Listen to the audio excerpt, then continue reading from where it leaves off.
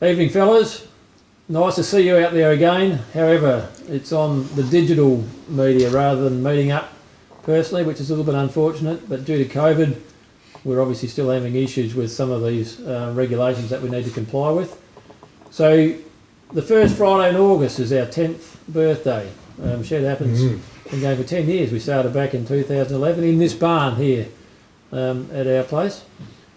And rather than interview a person particularly tonight, we thought we'd just get the group back together and reflect a little bit on how we started our shed group 10 years ago, and a couple of the, I guess, main drivers behind how that started and why it started and what our goals and I've got no idea at the point in time what our ambitions were. I think survival was pretty much a focus.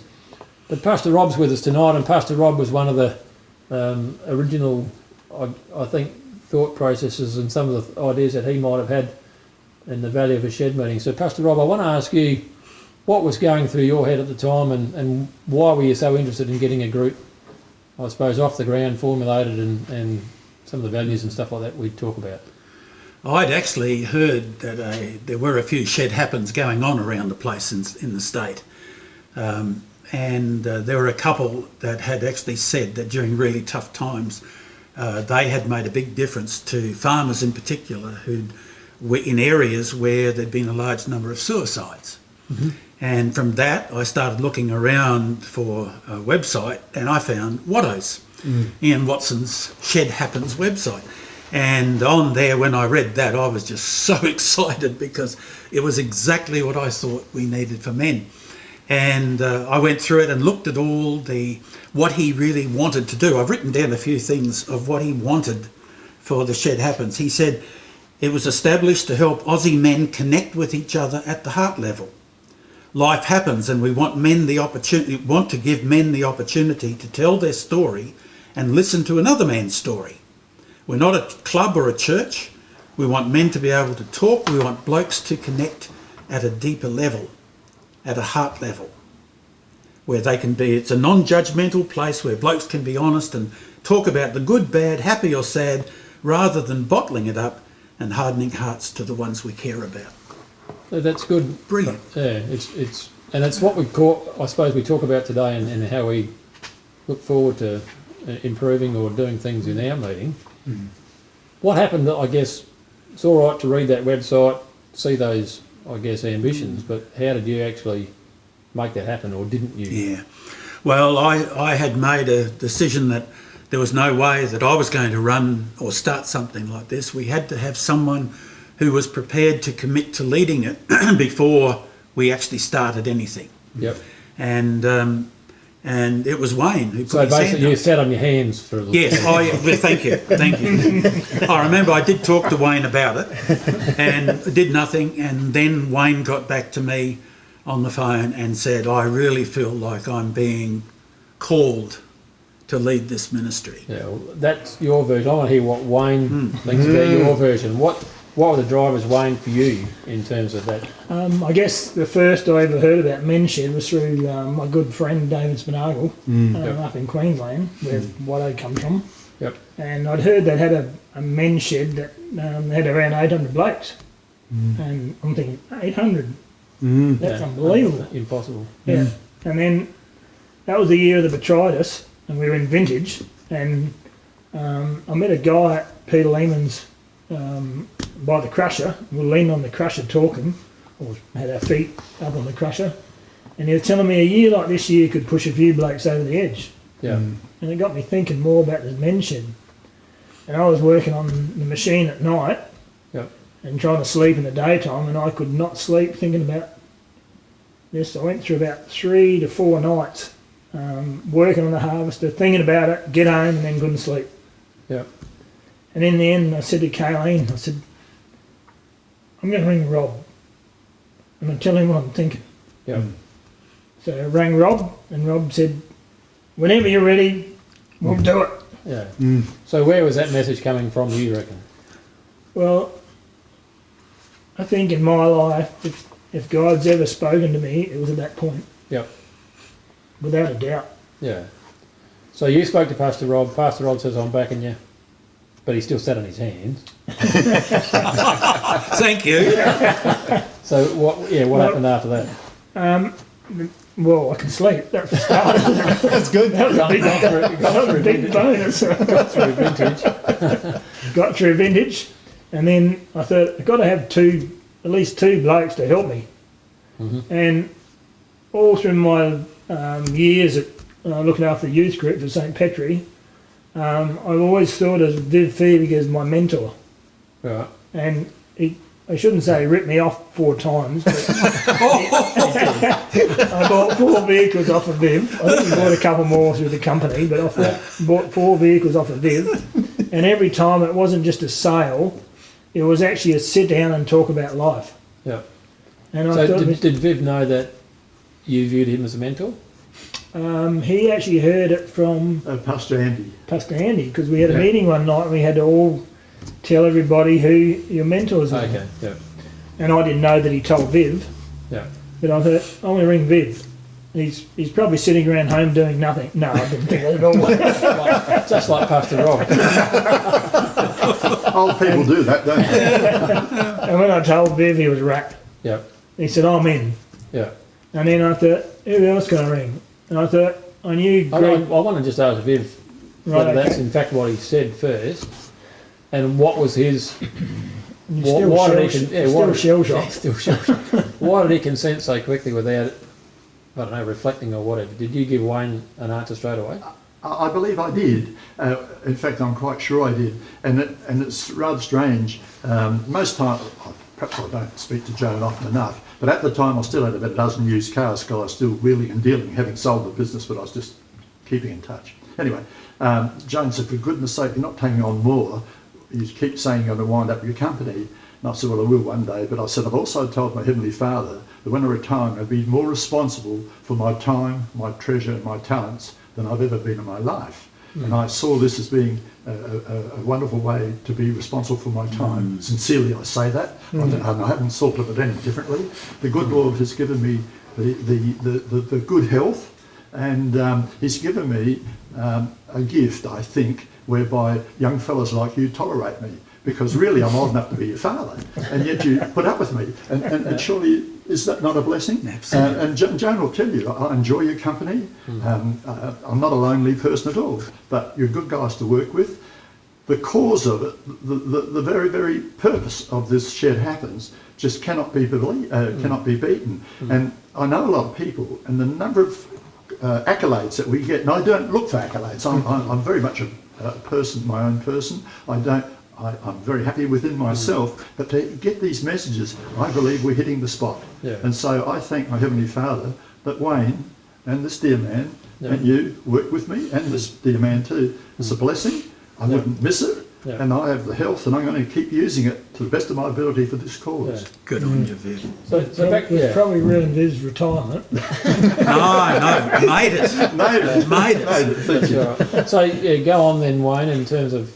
And then I I suppose where thought, the next steps were for you. the next person I thought about asking, I thought, I know Greg, and I knew Greg where your heart was. And not growing up, you never grew up in this area, but getting to know you, I I knew. think I've grown up more in the last 10 years than I've had previously. That's the truth. Yeah, we've been trying. I think we're making it work. We're eventually making headway. Yeah. Anyway, I thought, Greg, I knew where your heart was, and I knew the position you held in the community, and I thought you could become a valuable asset. And you were. As soon as we got started, you had the signs organised, Yeah. you had the PA system, Yeah. you bought it. The interviewer, Yeah. Yeah. just But that was sort of by Brilliant. default, I think. But yeah. So no, and I suppose I honestly can't really, because I think I had a lot of other stuff going on around my head at the same time. I'm amazed at how you've grown in the interviewing side of it. Yeah. I think I don't know if I gave an answer straight away. I think I thought about it for a few days, and then I said, yeah, I'm good to do. I'd like to help you. And I was pleased that I did that. But I'm not sure that I really knew where that was going to lead ultimately. no. But I'm certainly satisfied personally, and also I guess with my I think my faith in terms of just talking about life with other guys, for me has been a real benefit personally, but also a challenge at times, which has challenged my faith as well. So it's been, for me, it's been a pretty valuable thing as well. I love the way you draw stuff out of people. Yeah. I think one of the, we talked about the values that Watto set up, and I think before we had our first meeting, which we'd been planning for some time, I think we started sort of March or something like that. We took a long time before we actually determined we have a meeting and make sure we had it all right first. Did some due diligence, and I know I spoke to Watto on a few occasions, rang him out of the blue, told him what we were on about, and he knew you, Pastor Rob, and sort of went through all that sort of preamble stuff with him, and sort of struck up a distant relationship with him, and then through that research, I think I really had a better understanding of, after saying yes, of what we're actually trying to achieve. I was a bit the same. I still wanted to know what he actually stood for, Yeah, and that's why I went to listen to him at Emmanuel College. I yeah, wanted to hear firsthand what this guy was on about. yeah, yeah. So our initial meetings, we sort of focused on interviewing a person, and originally we started just with close friends or people that we knew, and we sort of tried to rotate around sheds. What did we have with the first numbers, Pastor Rob? We had 50, you reckon, here? Yeah, 50 the first night. And then it fell away dismally at the next meeting at Wayne's place, and we were a bit disappointed. But then, from then on, we consolidated and we grew. Yeah. And I suppose our basic philosophy was give the guys, and this was what Watto had said as well, a decent meal, value, and they'll still turn up, but then they'll get all these other benefits as well. Yeah, absolutely.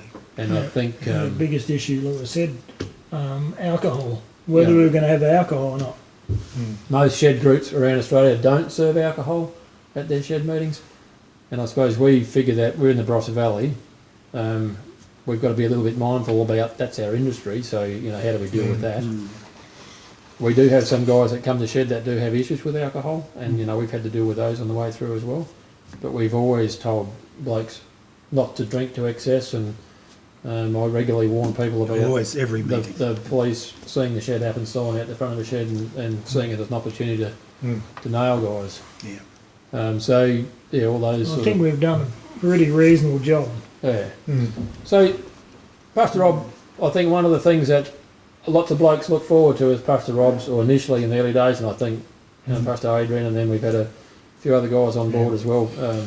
Trevor. Retired Pastor Trevor. Yeah. And then some of the local pastors in other in other congregations, parishes around the place, and they've all contributed as well. Appreciate that. Absolutely. But one of the things that I find interesting, but also very rewarding, is the feedback we get from blokes who listen to a devotion.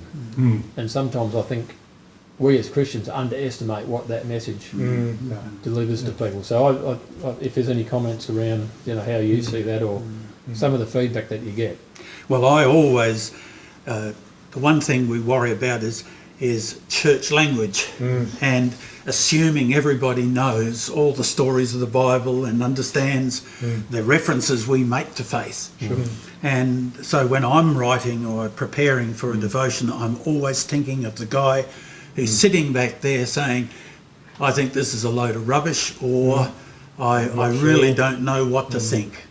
Or someone has come with a particular need or a particular problem they're dealing with at the time. And so if there's anything that I can think to say that may touch the mark, so I'm not looking at reaching everybody, but I'm hoping that the Spirit will use me to reach even one person on the night, makes it all worthwhile. And to do that, I put a lot of time into preparing the message, that's for sure. One of the things I think is we've seen as a big value thing, we send an SMS message out, and blokes inviting neighbours. I just want a couple of comments, I suppose, on blokes. You've done that on a lot of occasions, invited blokes. Most of these guys, I suppose, the basic group of our shed meeting are church attendees and possibly St Petri members, but over time that list has grown. How many messages have we sent out, Wayne? I'm saying it would think it's over 300. So we send out 300 SMSs at every month to a group of people around or blokes around the Barossa Valley. I who- tried to send out 300. Yeah, Wayne's good on the technology. Sometimes He's a master. You like that? So Adrian, you're sort of into that social sort of bit, a Yeah, bit more focused on that. How do you sort of see yeah, the value of reaching out to some people that yeah. aren't necessarily associated with the Yeah, church? I don't think we've got any chance of. We need to do this kind of thing, otherwise we'll never see them and we'll never relate to them. Or, as Rob said, meet a need or say something really important in that particular bloke's life at that particular time. So we've got to do this kind of thing where we don't assume stuff, as Rob said. You don't assume. You just take blokes as they are, and you aim at blokes that don't have to know anything particularly. Yeah. Just be there, and we're really glad you're here. Yeah. Now, I would like to say that some of the fellows I've invited don't have a close association with our Lord and Saviour, and admit it. But I'm telling you that if it was once a fortnight, they'd be here. Yeah, yeah, yeah. And if that's not hitting the spot, then tell Correct. me. Yeah. I believe it is. Yeah. Yeah. And it is only once a month, but they don't Yeah. miss. And I get comments about what they're hearing, Yeah. and that to me is working very, It's great. very well. It's great. Yeah. At the end of the day, they're actually getting fed twice. Yeah. I Yeah. told you that before, haven't Yeah, I? yeah, Yeah. yeah. They get a that's right. meal and they get the word. And I think one of the other big enlightening, for me, is the diverse group of people that actually attend our meetings. And if we do, over the 10 years, we've interviewed a person every month Mm. except January's, and for a few months last year and last month. Yeah. We've missed very, very few. So we've interviewed over 100 blokes over the 10-year period, Right. and they're all very, very different people. Yeah. And they've all got very interesting lives, even though you'd ask them, they'll say I'm as boring as, Yeah. that I've got don't nothing to say. talk to me, I've got I've just led a pretty tedious life. Never. But they're all very interesting people, and they've all got a story. And the same deal, the shed philosophy, every bloke's got a story. Mm. If he's happy to share his story, he might help another bloke Yeah, out. absolutely. And I can't remember a time where we've interviewed a bloke and someone hasn't come to seek him out because that person has said something Yeah. that's resonated with him in the Yeah. audience. Yeah. It mightn't have been everybody, but that person says, shippers, he's got the same issue or the same problem or the same, he might be able to help me out. And that's happened on every occasion, I think, bar none. Mm. Mm. For And me, I couldn't even count the number of times that guys have come talking to me as a result of a message or just because they're there and they got a chance to talk. Yeah. And I'll guarantee that a lot of things are shared and discussed during those nights. Yeah. It's Yeah. far more than we would ever know. yeah. So for me, I think the big takeouts from the 10 years that I've had helping is obviously the satisfaction of working with these guys, speaking to Pastor Rob, Pastor Adrian, any other pastor that's been helping out on whatever month been rostered on. The bit I'd least enjoy probably is trying to find new sheds, Wayne. Because that's becoming a bigger and Actually, bigger I don't know challenge. if everybody knows, but if we didn't have COVID, we would be actually meeting in your shed. We would be meeting. No, well, I actually said to Viv, if it rains all week, Well, it'll that's be what the too plan wet. was originally. That's right. Well, can I say that after 10 years that it had to be of God that he put you three together? Yep. Because the whole thing is that this is a long-term ministry and you don't get trust and you don't have people who can always count on the best things happening at a shed night. That it's not going to vary in some things. Yeah. Yeah. Yeah. It's going to be consistent. It's going to be great to be there, and everything will be at a certain standard. And you three guys manage that every time. And part of the reason is because you remain passionate about the ministry to these blokes, to all of us. Yeah. And it is one of the greatest things I think St Petri's ever done. And the greatest thing one of the great things that's happening in the Barossa for men. And so I just thank God for the three of you regularly, and that's why I keep praying. I may not be, but I hope we are all back here in 10 years' time, that we can say this is still the best thing since sliced bread. Yeah, what did Pastor Rob tell us when we started? I'm only thinking of what Pastor Rob sent in that email. If we three give up, he's going to come around and slap us around the ears. Well, that was true. That's And I definitely said to true. Viv, if he gives up, I'm going to send a text to all the blokes and they can all come round and slap him round the ears. Gives you Buckley's chance of stopping that strike. Yeah. We have been paying a tribute to those guys that have been long-term attendees of shed meetings Yeah. and unfortunately have passed away. And since we've last met, there's been 3 blokes that have been regular participants at our shed meetings, and they're no longer with us. The first, I think, was Glenn Mitchke. Oh, yeah. Les Hanneth died a couple of weeks ago, and obviously last week. Clemmy, for those guys who weren't aware of that, Clemmy helped us. He was the barbecue go-to at the beginning of our meeting for probably 5 or 6 years. We ultimately bought his little trailer barbecue from Clemmy when he decided he couldn't do that anymore. But Kevin was a stalwart and a massive help to us in terms of helping those meetings be successful in the early days especially. And Wayne, I know you've always said Kevin's, in his quiet little way, he was a big contributor as well. Yeah. Oh yes, Oh, we agree with generous. that, yeah. Generous to a T. Generous as, always keen. Yeah. I don't know, didn't think much about his bear hug, but So we remember those guys on this occasion as well. Yes. Yeah. And hopefully, I suppose, as time goes on and whether COVID allows us, or probably the health department or Inspector Stevens, Yeah. one of those guys will give us the okay to meet again in the not too distant future. But we look forward to catching up again. It's been nice to talk about our little bit of history, and hopefully we'll catch up with you in September, whenever that happens. Thank you. Good night, lads. Good night. Good night. All the best. Yeah.